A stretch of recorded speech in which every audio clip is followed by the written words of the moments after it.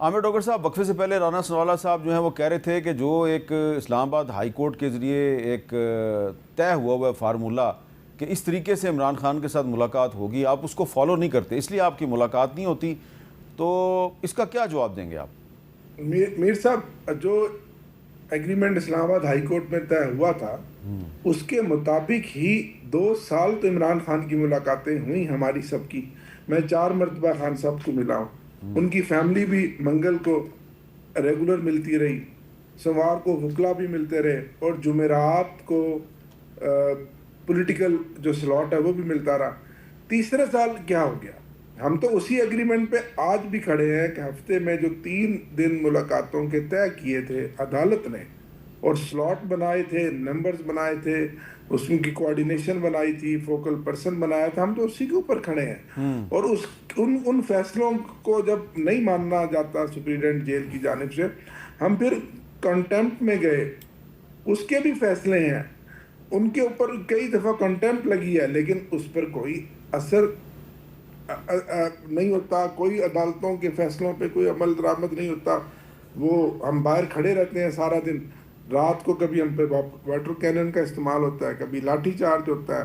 اب تک کو 20 مقدمے وہاں ان 2-3 تھانوں لیکن ایک آپ دیکھیں، آپ اب وہ فیصلے کی تو وائلیشن وہ خود کر رہے ہیں. آپ ایک پولیٹیکل ورکر ہیں، آپ ایک پولیٹیکل ورکر ہیں، رانا ثناءاللہ صاحب ایک پرانے پولیٹیکل ورکر ہیں، تو انہوں نے ایک بڑی پولیٹیکل بات کی ہے. وہ کہہ رہے ہیں کہ پھر آپ ڈیالہ جیل کے باہر 1 لاکھ بندہ اکٹھا کر لیں اور کر لیں ملاقات عمران خان سے. آپ سے بندے بھی اکٹھے نہیں ہوتے، بندے کیوں نہیں اکٹھے ہوتے آپ سے؟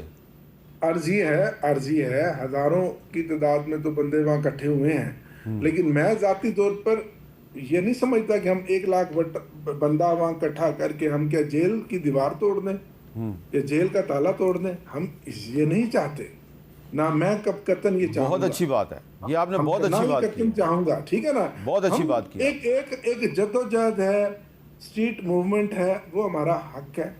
ہم نے اپنا پوائنٹ آف ویو آپ تک پہنچانا ہے، انٹرنیشنل میڈیا تک پہنچانا ہے، عدالتوں کو بتانا ہے، ان کو بار بار کھٹکانا ہے.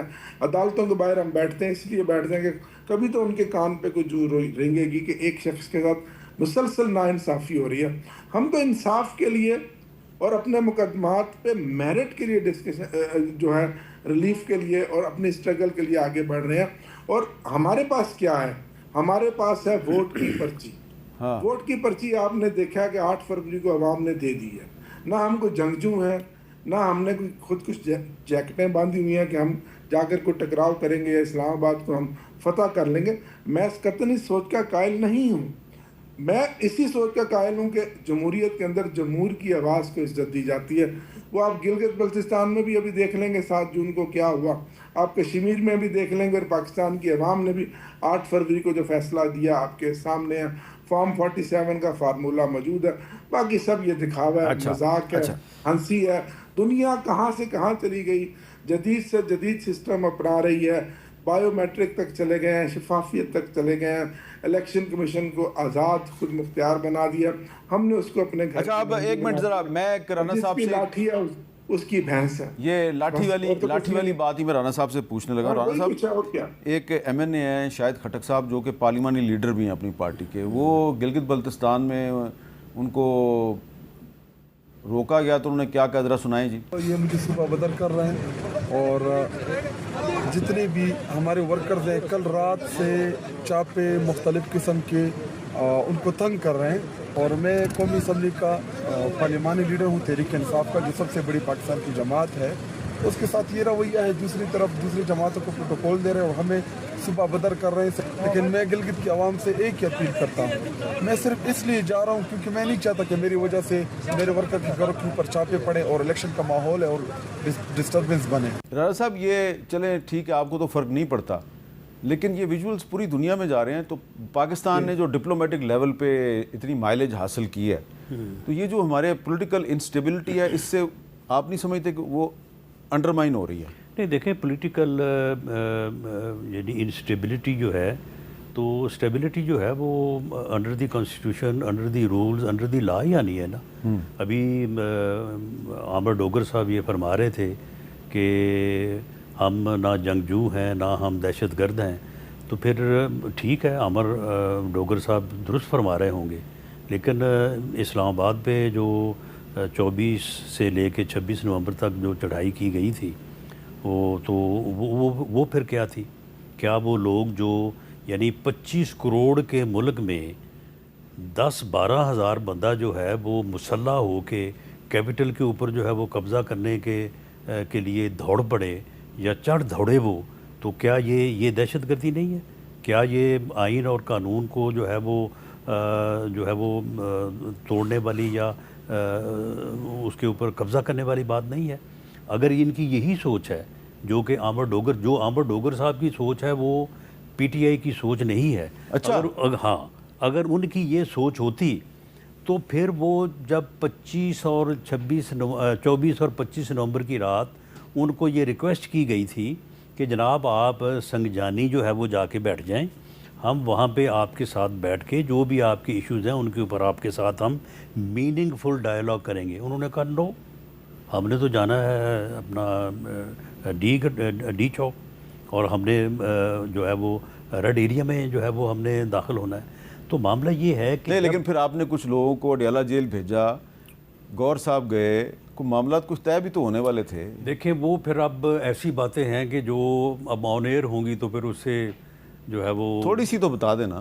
ہاں بالکل ایسا ہوا تھا نا، وہ گور صاحب گئے تھے نا، گئے تھے، ان کی اڈیالہ جیل میں عمران خان سے ملاقات ہو گئی تھی اور بریک تھرو ہونے والا تھا. بریک تھرو ہو گیا تھا ہاں پھر کیا لیکن اس کے بعد پھر پیچھے ہٹ گئے. کون پیچھے ہٹ گیا؟ یہ اپنا پی ٹی آئی کے لوگ یہ پھر پیچھے ہٹ گئے. ان کو دراصل یہ وہم ہو گیا کہ ہم اگر ڈی چوک تک پہنچ جائیں گے تو یہ پورا سسٹم جو ہے نا یہ الٹ پلٹ ہو جائے گا. یہ ان کو پتہ نہیں یہ کیسے انہوں نے سوچا یا اب یہ کیسے سوچ رہے ہیں اس بات کو. آپ یہ دیکھیں جو ملاقاتوں کی بات کر رہے ہیں کہ ہم 2 سال کرتے رہے ہیں یا 2.5 سال کرتے رہے ہیں، یہ ملاقاتیں کرتے رہے ہیں، اس کے ساتھ ساتھ پوری ایویڈنس جو ہے وہ کلیکٹ ہوتی رہی ہے. انہی ملاقاتوں کے ذریعے سے جناب جو ہے وہ ٹویٹ چلتا رہا ہے، فیس بک چلتی رہی ہے، امریکہ میں لابیز جو ہے وہ ان کو ڈائریکشن دی جاتی رہی ہیں، وہاں پہ جو ہے وہ اشتہار جو ہے وہ اخبارات میں چھپائے جاتے رہے ہیں. اور مسلسل گورنمنٹ کو چھوڑے، گورنمنٹ ایک پولیٹیکل گورنمنٹ، ہم پولیٹیکل لوگ ہیں، ہمیں یہ 10 بار بھی گالیاں نکالیں تو ہم اس کو جو ہے وہ اس انداز میں نہیں لیتے. لیکن ایک ادارے کو، جو ادارہ اس ملک کے لیے جو ہے وہ جانوں کی قربانی دے، آپ اسے گالیاں دیں، اس کی وردی کو گالیاں دیں، اس کے سربراہ کے یعنی اوپر جس کے اشارے پہ وہ پورے ادارہ جو ہے وہ سیکریفائز کی ایک داستان مرتب کر رہا ہے اس ملک کے لیے، اس قوم کے لیے، اس کو آپ گالیاں دیں. تو یہ چیزیں جو ہیں یہ آپ کو بار بار کہا گیا کہ آپ ان چیزوں سے پیچھے ہٹیں اور یہ نہ کریں. جب پھر آپ اس چیز کے اوپر بضد ہوئے تو اس کے بعد پھر قانون کے اس مطابق لیے آپ نے کہا کہ عامر ڈوگر صاحب کی جو اوپینین ہے وہ پی ٹی آئی کی اوپینین نہیں ہے، اس لیے یعنی یہ بضد رہے اور اس کے بعد جو ہے وہ پھر قانون نے اپنا راستہ لیا. تو اب جو ہے اب یہ وہاں پہ جی بی میں جب اپنا میر صاحب الیکشن میں ہی نہیں ہے تو یہ خواہ بخواہ وہاں پہ جا کے کیوں ٹکرے مار رہے ہیں؟ اب آپ کو سمجھ تو آ گئی ہے کہ جی بی میں کیا ہونے والا ہے.